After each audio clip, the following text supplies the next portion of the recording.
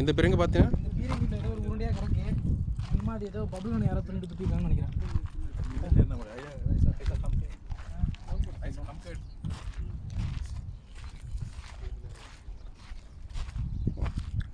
எப்படி யூஸ் பண்ணுறது?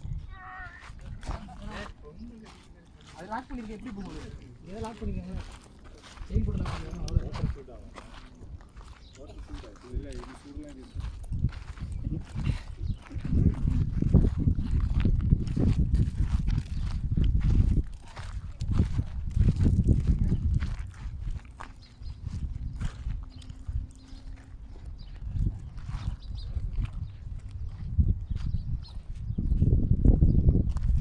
கேள்விப்பட்டிருக்கீங்க சிரஞ்சீவி அனுமானம் தூக்கிட்டு வந்த மலைன்னு.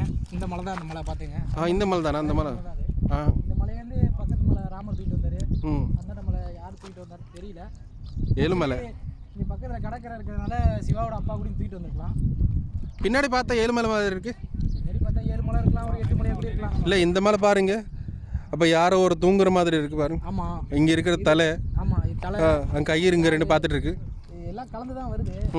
இதை நோட் பண்ணலாம் எப்படி வேணா. சிவா மேலே ஃப்ளைனில் வந்து பார்த்தா தான் கலர் கரெக்டாக தெரியும். யோசிக்கக்கூடிய விஷயம் தான். மறுபடியும் வந்து பார்ப்போம்.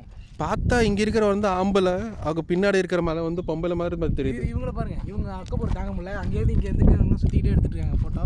அலப்பறைகள் அதிகமாக இருக்குது. இவங்க அலப்பறை அதிகமாக தெரியும். அது எடுக்குறீங்க பின்னாடி. இல்லைங்க போங்க. இப்போ பார்த்தீங்கன்னா இந்த மலைக்கு அந்த கை கட்டு நல்லாயிருக்கும். இந்த கை காட்டுறதுக்கு தான் நல்லாயிருக்கும். இப்போ பார்த்தீங்கன்னா இந்த மலை நீ இதை எடுக்கணும். ஃபோட்டோ எடுறா.